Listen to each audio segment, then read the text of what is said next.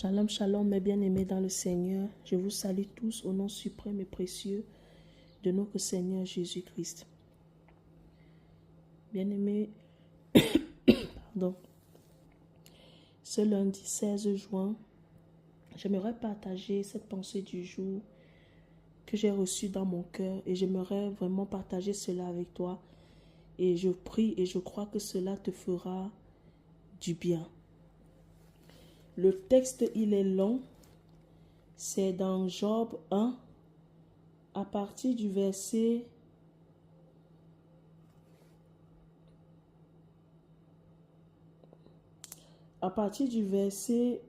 8 jusqu'au verset 22. Mais bien aimés, comme le texte il est long, moi je vous propose à ce que vous puissiez le lire. Mais moi, je vais prendre le verset vraiment qui a à toucher, le verset qui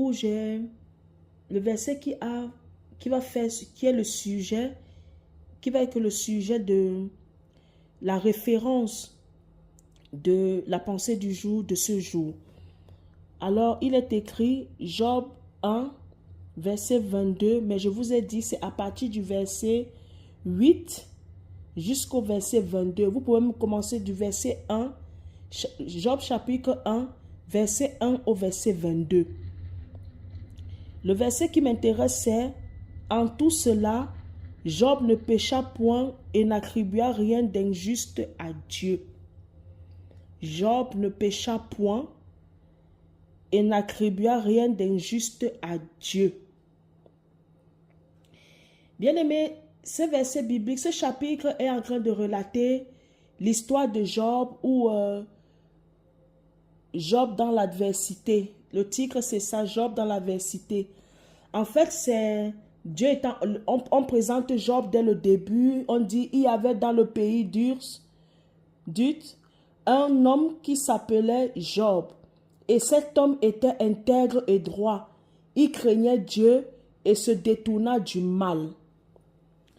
Après, on dit au verset 6, je saute, on dit, « Or, les fils de Dieu vinrent un jour se présenter devant l'Éternel, et Satan vint aussi au milieu d'eux.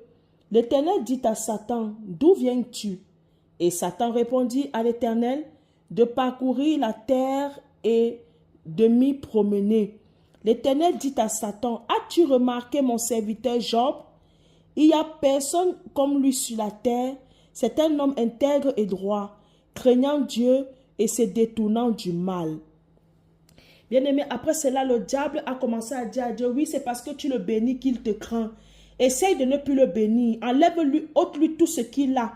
Tu verras comment il va te rejeter, il va te régner. » Dieu a alors a fait un contrat avec Satan, on va dire comme ça. Et c'est là où Satan a commencé à prendre tous les biens de Job. Mais Dieu a dit à Satan, tu peux tout prendre, mais ne lui prends pas, ne lui ôte pas la vie. Ne touche pas sa vie. Ici, bien-aimé, je veux dire ceci d'abord à une personne. Bien-aimé, il est très important, je le dis, je suis très sincère dans ce que je dis et c'est quelque chose de très sérieux que nous devons tous prendre au sérieux et avec vraiment hardiesse et vraiment sincérité. Bien-aimé, c'est très important quand Dieu rend témoignage de toi. Il faut toujours aller vers Dieu pour savoir ce que Dieu pense de toi, ce que Dieu dit de toi. C'est très important quand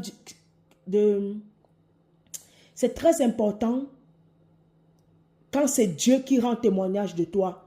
Vous savez, bien aimé, c'est bien, les hommes peuvent rendre témoignage de nous. Dieu peut aussi passer par les hommes pour manifester son témoignage pour nous.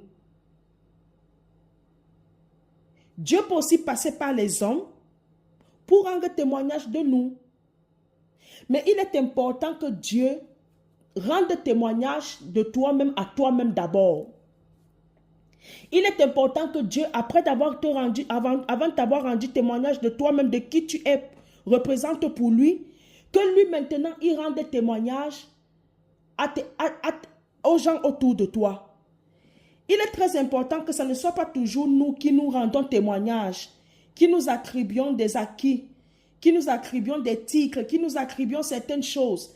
Mais il est très important que ce soit Dieu lui-même. par le Saint-Esprit. On dit dans la parole de Dieu, le Saint-Esprit témoigne en notre esprit que nous sommes les véritables enfants de Dieu. C'est bon le témoignage de Dieu. Je ferme cette parenthèse parce que ce n'est pas mon message. Bien-aimé, mon message se situe où? Au verset 22. En tout cela, malgré tout ce que le diable a fait à Satan, je dis bien malgré tout ce que le diable a fait à Satan, malgré tout ce que le diable a fait à Job, pardon, on dit Job ne pécha point et n'attribua rien d'injuste à Dieu. Lorsqu'on dit que Job ne pécha point, ça veut dire que Job n'avait jamais péché durant son temps d'épreuve. Parce qu'on peut dire qu'il y a une différence entre ne pêche point et ne pêche pas. Pêche pas, ça veut dire que de temps en temps, tu vas pécher. Mais quand on dit que Job ne pécha point, ça veut dire que Job n'a pas péché. Job n'a pas péché. Job n'a même pas omis de pécher contre Dieu. On dit que Job n'a pas attribué rien d'injuste à Dieu. Bien-aimé, écoute-moi. Avoir la crainte de Dieu, ce n'est pas seulement quand tout va bien dans nos vies. La véritable crainte de Dieu s'éprouve.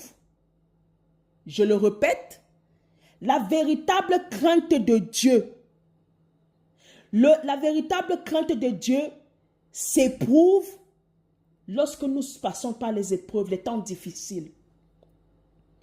Bien-aimé, on peut prétendre craindre Dieu.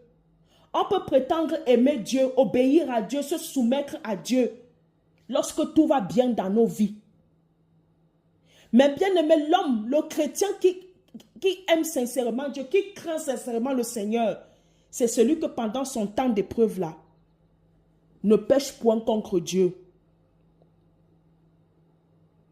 On dit Job ne pécha point et n'attribua rien d'injuste à Dieu. Ça veut dire que Job n'a pas rendu Dieu pour responsable de ce qui lui arrivait. Et pourtant, Dieu s'est arrangé avec Satan pour prendre tous les biens de Job. Mais on dit que Job n'attribua rien, ne pécha point et n'attribua rien d'injuste à Dieu. Donc ça veut dire que Job n'a jamais dit à Dieu que c'est ta faute. C'est à cause de toi. Si tu existais, pourquoi cela m'arrive? Job n'a pas remis en question l'existence de Dieu, la fidélité de Dieu, l'amour de Dieu, son intimité, sa relation avec Dieu. Job n'a pas commencé à rappeler à Dieu tout ce qu'il faisait pour Dieu. Job n'a pas commencé à faire de ce qu'il faisait pour Dieu un chantage. Job n'a pas arrêté de prier. Job n'a pas arrêté d'avoir son intimité avec Dieu. Job n'a pas arrêté d'aimer. Job n'a pas arrêté d'avoir un cœur soumis à Dieu, obéissant à Dieu, malgré les circonstances. On dit que Job ne pécha point. Ça veut dire que Job ne s'est pas détourné de ses principes, les principes qui émanent du royaume de Dieu, de la vérité de Dieu. Job n'a pas commencé à aller s'enivrer. Job n'a pas commencé à aller tromper sa femme. Job n'a pas commencé à vouloir rendre le mal pour le mal. La preuve en est à la fin. Dieu a dit aux amis de Job qui sont venus condamner Job, accuser Job. Dieu a demandé à Job de prier pour ses amis. C'est alors que si Job accepte de prier pour ses amis, que Dieu va pardonner ses amis et Dieu va repositionner ses amis. Job a prié pour ses amis qui le condamnaient, qui le jugeaient, qui disaient de lui que c'est de sa faute si c'est que la famille de Job, la vie de Job est comme elle était. Job n'a point péché. Job ne s'est pas levé, commencé à se victimiser. Job ne s'est pas levé, commencé à envoyer le feu, commencer à s'apitoyer sur son sang, commencer à régner sa foi. Job est resté ferme. C'est l'attitude d'un véritable homme, d'un véritable chrétien. un véritable fils d'Abraham, un véritable fils de Dieu. Malgré les circonstances. Le titre de ma pensée du jour, c'est « Crains Dieu malgré tout ». Crains Dieu en dépit de tout. Crains Dieu en dépit de tout. Toi qui crains Dieu quand tout va bien, continue à le craindre quand tout aussi ne va pas bien.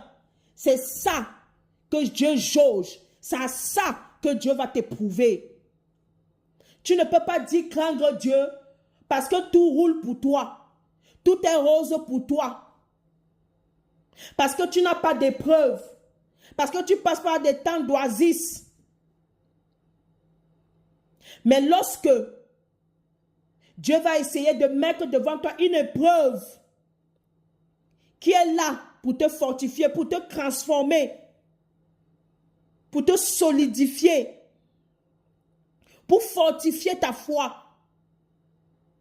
Lorsque Dieu va te donner, mettre une épreuve devant ta face, qui va t'aider à te faire connaître à toi-même, te faire connaître qui tu es toi-même réellement.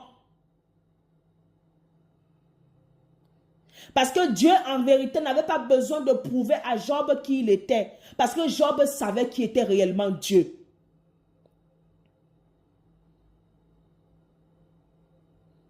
Job savait qui était Dieu. Voilà pourquoi Job ne s'est jamais permis de pécher contre Dieu et d'attribuer de l'injustice à Dieu.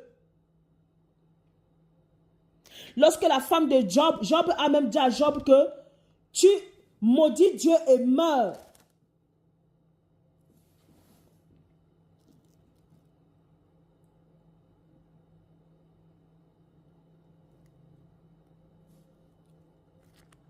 Lorsque la femme de Job a dit à Job, maudis Dieu et meurs. Job a traité sa femme d'insensée. Job a traité sa femme d'insensée.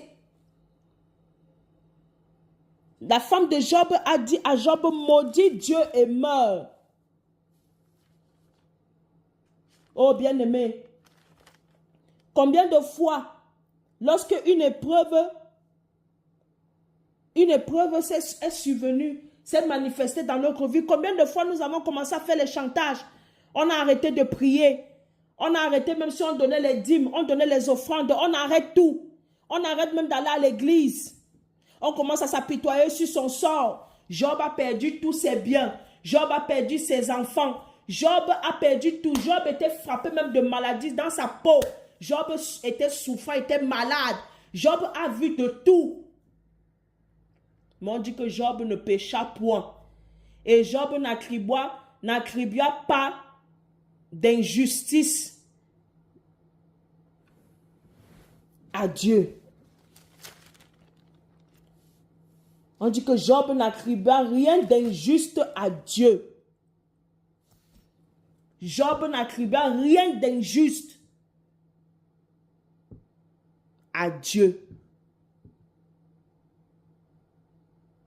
Continuons à craindre Dieu malgré tout, en dépit de tout. La crainte de Dieu, la véritable crainte de Dieu ne doit pas dépendre des circonstances par lesquelles nous faisons face. Justement, c'est par ces circonstances-là que nous devons véritablement craindre Dieu. C'est là que nous devons laisser maintenant se manifester notre véritable nature d'enfant de Dieu. Beaucoup, quand les épreuves arrivent, on s'apitoie sur notre sort. L'ancienne nature que nous avons rejetée autrefois, nous la refaisons ressurgir. C'est pour tout simplement dire que cette nature-là, on n'avait pas renoncé à elle. On ne l'avait pas abandonnée. Nous ne nous sommes pas déliés d'elle. Elle était là. Mais quand tout allait bien dans nos vies, nous l'avons gardée dans le placard. Nous l'avons gardée enfouie en nous. Dès lors que maintenant une épreuve frappe notre vie, le naturel revient au galop. On abandonne la foi. On commence à s'apitoyer sur son sort. On commence à dire à Dieu du n'importe quoi. On commence à dénigrer Dieu. On commence à le rejeter, remettre tout sur lui.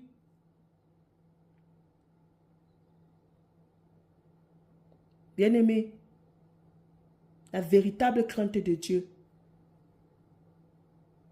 ne dépend pas des circonstances par lesquelles tu passes.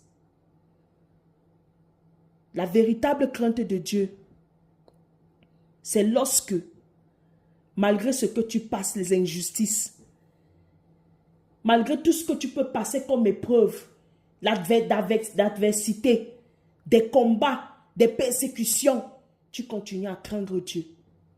Tu continues à adorer Dieu. Tu continues à rendre des actions de grâce à Dieu. Tu continues à le louer, à le célébrer, à l'élever dans ta vie. Tu continues même à le glorifier. C'est ça, bien-aimé, la véritable crainte de Dieu. On ne craint pas Dieu parce que tout va bien. On ne craint pas Dieu parce qu'on se dit que non, on a les promesses.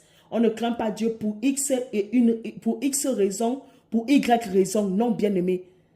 On craint Dieu parce que c'est comme ça que ça doit être.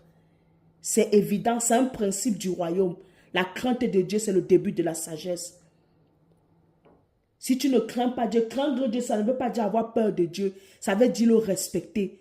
Respecter qui il est. Nous sommes qui devant Dieu pour nous lever, commencer à lui balancer du n'importe quoi. On voit souvent des personnes, quand ils perdent un être cher dans leur famille, ils commencent à insulter Dieu. Ils commencent à traiter Dieu de tous les noms. Non, bien-aimé. Non, bien-aimé. Plus tu comprendras le but pour lequel Dieu a permis que tout ce qui t'arrive dans ta vie t'arrive, plus tu craindras Dieu. Je te dis la vérité, bien-aimé, plus tu aimeras Dieu. Plus tu seras soumise à Dieu. Des fois, même quand les épreuves vont arriver, tu vas même sourire. Parce que tu finiras par comprendre que ces épreuves ne sont pas venues pour te perdre. Mais ces épreuves sont venues même plutôt pour te rapprocher de Dieu. Pour te faire connaître une autre facette de Dieu que tu ne connaissais pas auparavant. Toute chose finit par concourir au bien de ceux qui aiment Dieu et de ceux-là qui sont appelés selon son dessein. Oui, bien-aimé, je te dis la vérité. Je te dis la vérité, une vérité sincère. Une vérité sincère. Je vais m'arrêter là. Je prie pour toi. Toi qui as arrêté de craindre Dieu parce que tu ne passes pas des temps difficiles. Toi qui ta foi n'est pas vraiment ferme. Toi qui as une facilité à manquer le respect à Dieu. Quand tout ne va pas dans ta vie, tu commences à te transformer en rebelle au-devant de Dieu. Tu commences à traiter Dieu de tout et du n'importe quoi. Bien-aimé, ce matin, je veux prier pour toi. Je prie pour toi. Non pas seul, mais avec mon cher Saint-Esprit. Que le Saint-Esprit t'aide. Bien-aimé, s'il y a quelque chose que je peux te dire avec fermeté et assurance, il n'y a personne qui t'aime plus que Dieu, comme Dieu il t'aime. Il n'y a personne qui veut ton bien plus que Dieu. Même ton mari, même ta femme, même ton père, même tes enfants, même qui que ce soit, ne t'aime pas plus que Dieu. Dieu veut que tu réussisses. Dieu veut que ta joie soit parfaite. Souvent, Dieu peut passer par des temps difficiles, juste pour te secouer, pour t'ouvrir les yeux. Dieu souvent va te faire passer par ces temps difficiles parce qu'il sait que si ce qui ne te secoue pas un peu, tu ne te réveilleras pas. Voilà pourquoi il va te faire c'est comme un électrochoc. Les épreuves de Dieu, c'est comme des électrochocs. Parce que les épreuves que Job a eues, ce sont les épreuves de Dieu, mais Dieu est passé par Satan. C'est pour dire que Satan est le serviteur de Dieu, mais lui il va finir à la géhenne. Mais lui, il a déjà sa sentence. Satan est le serviteur de Dieu. Satan ne peut rien faire si ce n'est pas Dieu qui a ordonné. Souvent, Satan peut faire des choses parce que c'est nous qui lui avons donné accès. Mais quand tu marches dans la sincérité, dans la crainte, la véritable crainte de Dieu, dans l'obéissance à Dieu, Satan ne peut rien faire si ce n'est pas Dieu qui lui permet. Il a fallu que Satan demande la permission à Dieu pour toucher Job. Ça veut dire que Satan avait déjà Job dans son collimateur. Mais Dieu savait pourquoi il a permis ça. Et c'est Satan qui a eu honte après. Parce que Dieu a rétabli Job au-delà de ce que Job avait auparavant. Bien-aimé, Dieu est bon. Dieu est bon. Ne doute jamais de l'amour de Dieu. Ne doute jamais de la fidélité de Dieu. Ne doute jamais de l'existence de Dieu. Dieu est bon. Dieu est notre papa. Un père châtie ses enfants, non pas pour leur mal, mais pour leur bien. Alors que Dieu te bénisse abondamment. Prends courage. Relève-toi. Si c'est que tu étais dans cette optique-là de vouloir régner, sortir de les principes de Dieu, ne plus craindre Dieu, alors bien-aimé, ressaisis-toi.